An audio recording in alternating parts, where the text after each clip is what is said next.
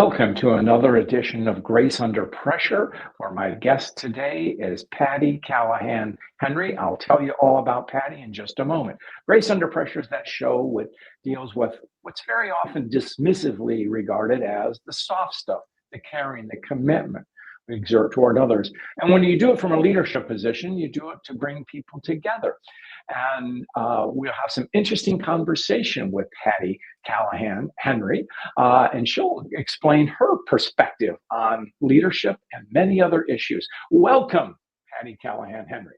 John, it's a pleasure. Thank you for having me. I'm really thrilled to be here. Usually I'm doing podcasts and shows on writing novels. So I love that we're coming at leadership from a storytelling and grace perspective. This is great. Thank you for having me on.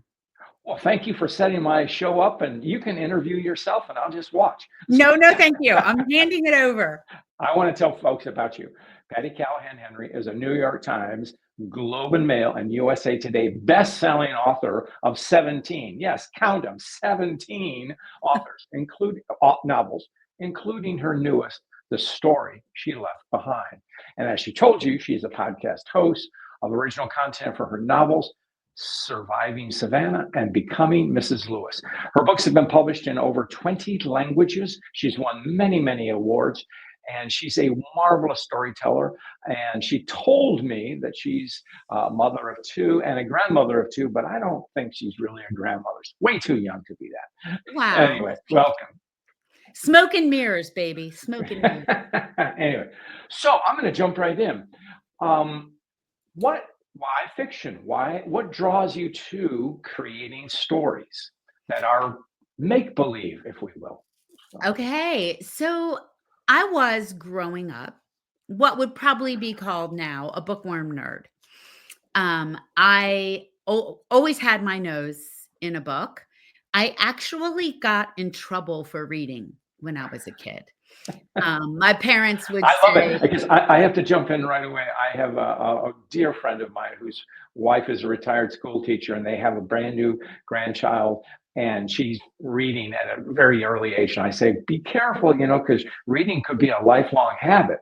That's right. There are worse ones, John. That is for sure. Yeah. And so, I remember my parents saying, like, get your nose out of that book and join us here in the real world. And I would think, sure, because you are so much more interesting than whether Nancy finds the clue in the clock or whatever, or Laura Ingalls Wilder gets out of the blizzard.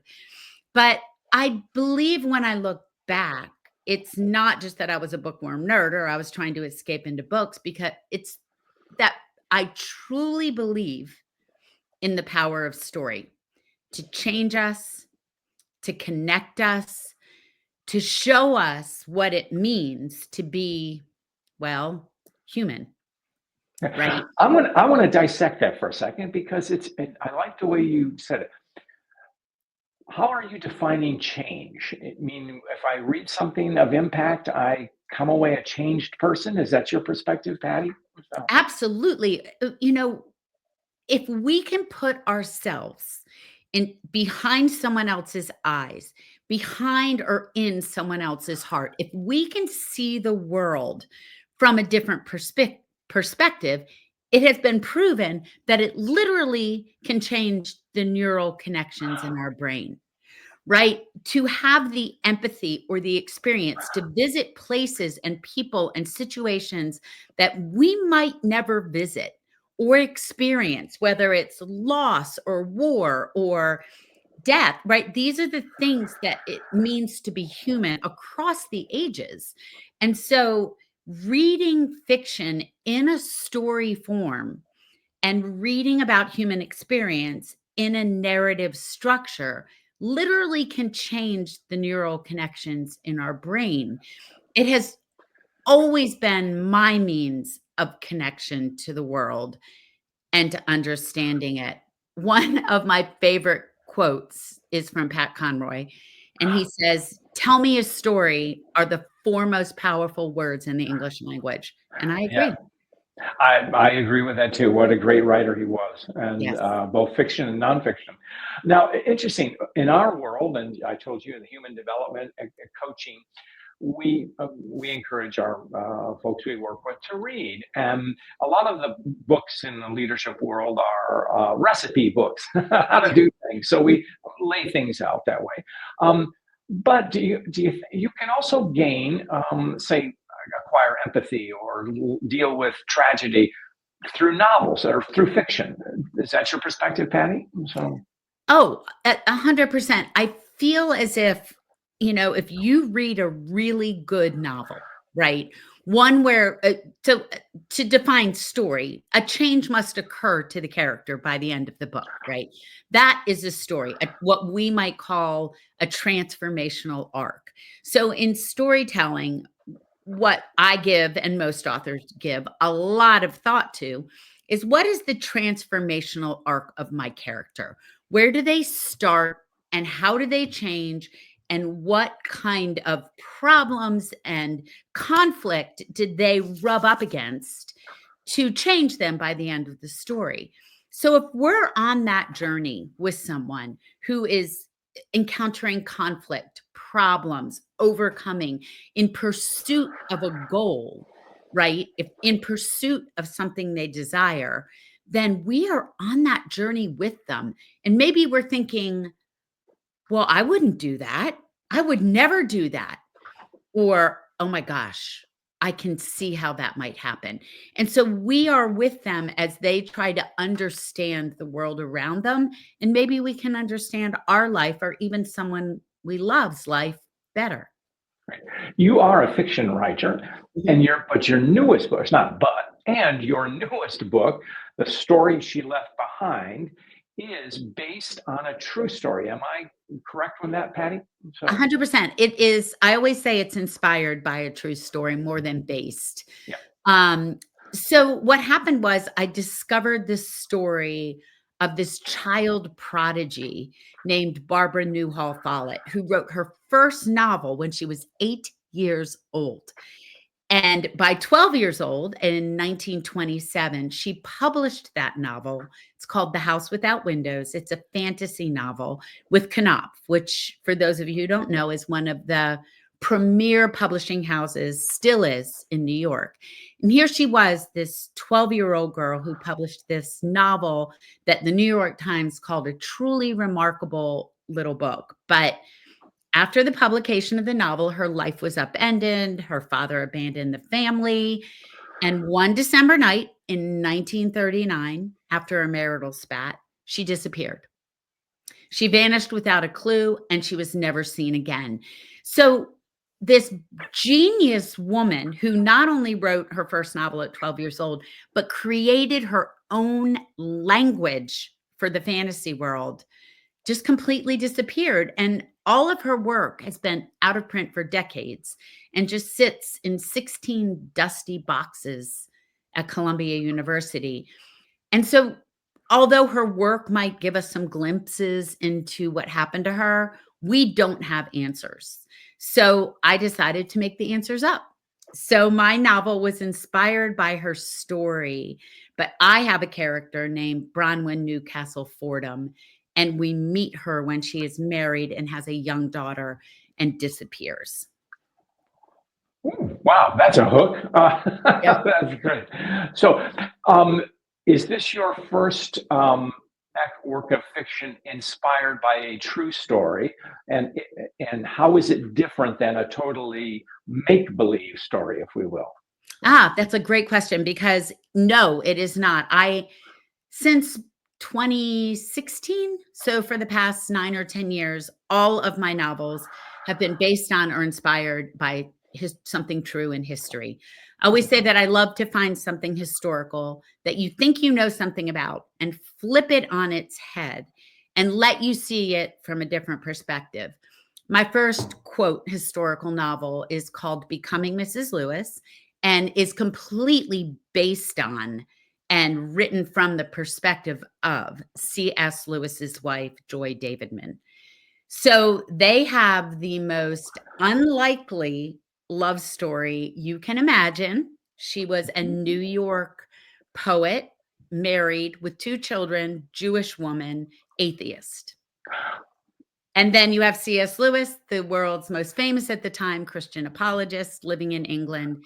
They became pen pals, and that's all I'm going to say. So that was my first novel based on a true woman and a time in history. And then the following novels have all been inspired by or based briefly on true historical events. A Shipwreck in 1838, Operation Pied Piper during World War II, and Here, A Real Woman Who Disappeared. I also have a short story about Florence Nightingale called Wild Swan. So yes, I have plucked some of these things from history and formed a fictional story around the true kernels of history. Now I'm going to ask you a technical question. As you Sure. mentioned short story, when you were working on, was it Wild Swan, you said? Mhm, So, mhm. did you think it would be a novel, or was it always going to be a short story? That's a great question. I actually thought it was going to be a novel. Mhm. And sometimes, and it happened with this novel too. Originally, the story she left behind was going to be about Beatrix Potter. And and through a couple different research facets, I ended up at Barbara Newhall Follett. But and we can talk about that if you want. But yes, sometimes I'll sit down to write about something and realize that maybe I don't want to spend the next years of my life researching and writing this particular story, but there was something fascinating to me about the moment that Florence Nightingale decided to become a nurse. Because I'm an ex nurse. My original job, my first job was as a pediatric nurse. My master's degree is in pediatric nursing. And I was fascinated that in Victorian England, being a nurse was very frowned upon. It was like saying, "I want to be a janitor," right? And so her Right. parents did not want her to be a nurse, and she rebelled and became a nurse. And so I took that nugget that I found interesting and wrote a novella about it. Great. Now, you said something interesting, which is very germane to the world of coaching. And you said initially the story she left behind was going to focus on Beatrix Potter. Mhm. And you got into it and you realized, oh, it's going to take a twist here and there. That's very much like people considering a new job or a new opportunity. Is this right for me? So, what is your decision process when you dropped Beatrix Potter and you went in a different direction? What's going on with you, Patty? Yeah. Oh, that's a great question, and also it's what I did with my career, right? So there I am with a master's degree in nursing, and I decide I'm going to sit down and write a novel. How did I like that was crazy. I didn't even know a single writer, a single novelist. I didn't know anyone who wrote for magazines or newspapers or I I just knew I was obsessed with story. And often a book does not end up being about what we think it's going to be about.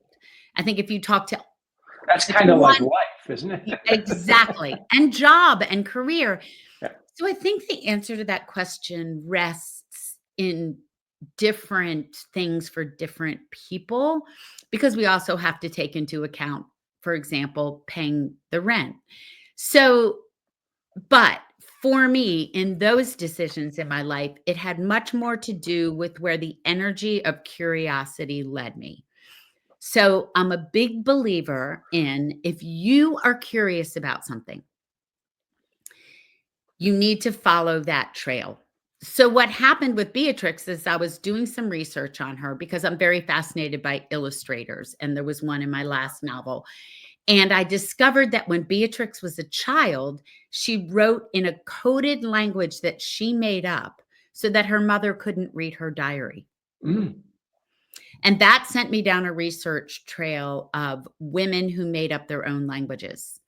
And then that led me to Barbara Newhall Follett, which led me to the story she left behind. So each step along the way, whether I was changing my career or changing the story I was going to write about, it is because I followed the energy of a curiosity. Great. Not only do you write fiction, you're also, I'm going to say, something of an advice columnist. And you wrote a blog about inspiration, and you called it Mystery and Jumping Off a Cliff. Now, I hadn't thought about that connection, but what does it mean? There's a quote, and I'm going to forget by who, it's a famous philosopher, that if you jump off a cliff, the net will appear. It's Rumi or somebody like that.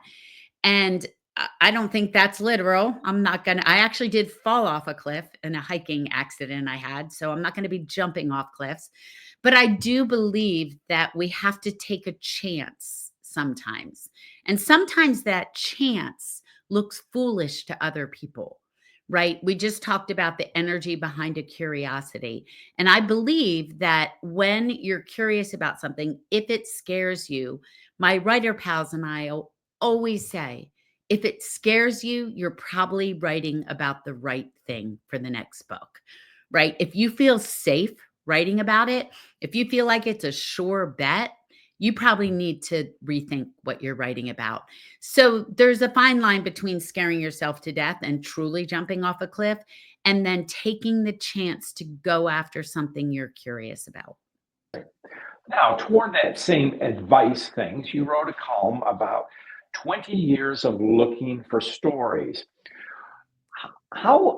So 20 years ago when you wrote your first novel, or 25 years ago, and now, what have you learned about your craft as a writer, your ability as a writer? Oh, wow. Well, I have a whole list if anybody wants to go to my Substack and find it.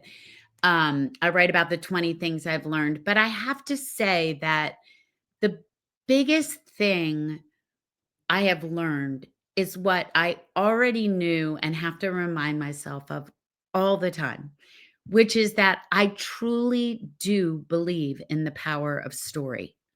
And so when I get stuck, when I get frustrated, when I believe that maybe I'm kind of reaching the end of the road of what might be possible for me, I return again and again to the power of story, not only in the ones we tell, but in the ones that we read.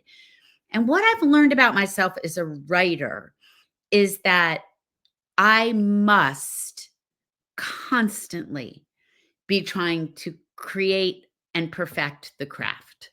There's This is not a job or a creative endeavor that ends with a degree. In fact, I don't have a degree in novel writing unless you consider 18 published novels a degree.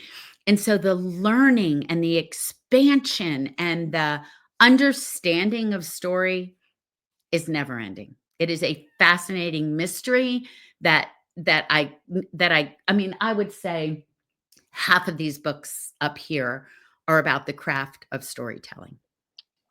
Wonderful. Now, storytelling is essential in, not essential, but a component of leadership. Leaders tell their stories, but they tell stories of others. So we're all interested in stories of Yes. ourselves, but helping people tell their own story. What's your experience in coaching other maybe writers about crafting story? What do you teach them, Patty? So, So when I teach, I'm not a like I don't teach at the university level, no. but I'll teach workshops or teach with pals. And I'm teaching this winter in Kauai at the Kauai Writers Conference with some friends. And I s- I am not a big outliner, right? But I do believe that for some people, outlining is really important. If you line up 100 authors, you will get 100 different answers about how they approach the novel they're writing. Some people write such extensive outlines that the outline is half of the book, and then they sit down and write the book. Other friends of mine literally sit down and just are running into the darkness and say the headlights will show them the next mile, and they go from there, and then they they fix it after that. What I talk about, the way I do it, is that I spend a lot of time building what I call a scaffolding, which is I need to understand. I call myself a pretend psychoanalyst. And I think this is probably what you might spend a lot of time in leadership doing, which is understanding this. What does my character want? Like, really want? Maybe they don't even know what they really want. They think they want something different. What do they want? Why can't they get what they want? What is holding them back psychologically and materially? What is keeping them from getting they want on the inside, their personal beliefs? So that's the psychoanalysis part. Then how will they get what they want? Or better or worse? What are the conflicts and the problems that they will encounter along the way to getting what they believe they want? What is kind of the ghost in the machine, the thing that is keeping somebody from, and I'm sure it's this way in leadership. What is it that you believe about yourself that is keeping you from your fullest potential? Well, I need to know that about my character. And so, for example, in the story she left behind, she thinks she wants to know what happened to her mother, and she does. But she thinks that that answer will solve everything for her, right? She thinks that that one answer will answer everything it is about herself that's important. But of course, we know that the biggest question is, who am I, right? The answer to why did my mother leave isn't going to answer who am I. And so I spend a lot of time building that scaffolding before I even start writing. What you just described is exactly what we go through in the coaching process, particularly Wow. what are your Okay. goals? Yeah, definitely. I mean, well, coaching as executive coaching, as it is an outgrowth of cognitive behavior therapy. Who are you? What do you want to, your self-building self-awareness, but what are your goals? And what's, just as you said, the key phrase, what's holding you back? So Yes. the process you're going through, you are coaching a non-entity to become an entity, a I'm more fun. coaching an imaginary person. Yeah. And here's the thing, I'm the god of that imaginary person because I usually, by the time I start writing, I usually know what is holding them back that they don't know what's holding Okay. them back, right? And I'm going to force them into situations to make them discover what it is that is holding them back from That becoming who they're meant to be. that part also comes into coaching too, because we, as in the field, we may surmise, or at least know, I'm pretty sure what's holding this person back because we've seen it before with other people. But and sometimes it's appropriate to just say, here's what, but it's better to have this self-discovery, as you were Yes. talking about, to Yes. go along the journey so Yes. that they come to the realization. So Yes. and So learn that about they them. have their own aha moment. Right. Well, speaking of this, I have always heard, well, many authors, fiction writers say that the characters speak to them and the story tells itself. So are you just taking dictation, or how does that work, Patty? Oh, I wish, John. When I I hear didn't think so, authors but I wanted to ask you. when I hear authors say that, and I do hear them say it, or I have a friend of mine who says she dreams scenes, um, I just get nothing but annoyed. So I just I, I don't hear dictation. I sit down and I am dragging myself through the mud with my characters. Now, sometimes I get in the flow, which is what we talk about when we're really finally in the flow of a story. But I never quite feel like I'm taking dictation or the characters are speaking to me in an audible way. Like I said, I almost feel like they're psychoanalyst, meaning I am asking the questions with them. What would they do in this situation? Um, what what can I throw in their way? Right. My friend Kristen Hanna says she likens it to uh, hiding in the top of a tree and throwing things down at her characters, and I really like that because it's the only way I'm going to get out of them what their reactions might be. Right. Now, you have another hat that you wear in addition to being a novelist, and you have a very successful Substack column. You host a podcast called Friends in Fiction with three other fiction writers, authors. So, what has that been like? Has it been encouraging, dispiriting, uplifting? What's the takeaway from that show, Patty? So, Well, first of all, I wouldn't do it if it was dispiriting. I'm like so protective of my creative spirit that the reason I do it is because it's so enriching. So Friends in Fiction started, much like you, during the pandemic. The four of us, all New York Times bestsellers, Mary Kay Andrews, Kristen Harmel, and Christy Woodson Harvey, and I got together, and all four of us had our book tours canceled. And all four of us were wondering how we were going to reach readers during this time of lockdown. And also, we were really worried about independent bookstores because they are the lifeblood of our work, and they had to close their doors. This was during lockdown. So we started a Wednesday night live show on Facebook, and it just took off. And now here we are, almost 5 years later. We have 250,000 members. We have a live show that is broadcast on Facebook, YouTube, Instagram. We have a newsletter. We have a book club. We have live events in person. It has just become this unbelievable reading and writing community that supports and sustains so many of us. But the nugget of it and the gold of it is that every single Wednesday we interview another author. So that means we have 5 years of author interviews sitting on our YouTube and in our podcast. And it is fascinating to look back and see us interviewing people about storytelling, their novel, their hardships, what they do when they get stuck. And it is not only enriching for our listeners and our community, who are very tight-knit, even though there's 250,000 members, it is also very enriching for us as authors to support independent bookstores and libraries and readers, but also to lift up other authors and bring them on the show and let them have a space and a place to talk about their new releases. Everyone from as famous as Kristen Hanna and Amor Tolls to a debut novelist. We try to stretch our net wide. Wonderful. Well, as you know, I ask every guest a story about grace. I think you just told me one. Yeah, that's true. And, That is one your of them. Friends in Fiction, what you've done is to help authors connect a wider message for the community too.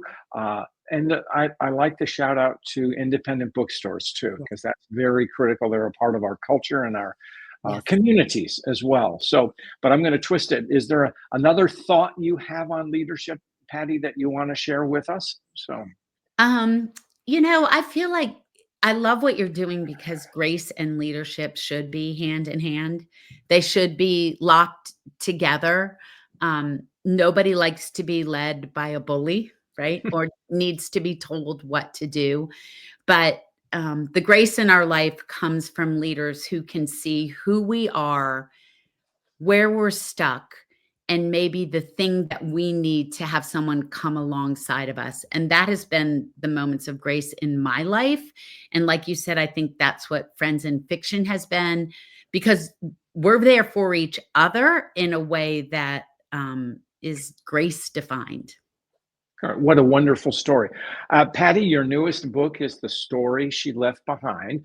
I Yes. know it's in independent bookstores, but Yes. also everywhere else too. So, and how can people find you, Patti? So. Okay, I am so easy to find, PattiCallahanHenry.com, where you can find my book tour. I'm on the road for a long time for this book. I think I have 35 stops. I'm very active on Instagram, and Instagram is where I will post my travels, things about the book, backstory, articles, essays. You mentioned my Substack. I write a lot on my Substack about where I'm going, what I'm doing. I put all my essays up there, the stories behind the stories. So I'm on every social media platform, but I am the most active on Instagram, Substack, and my website. Great. Patti Callahan Henry, you are a fantastic guest. Thank you for being so generous with your time, but also in providing us with insights into stories. And with that, we will go out. Thank you. Thank you for having me.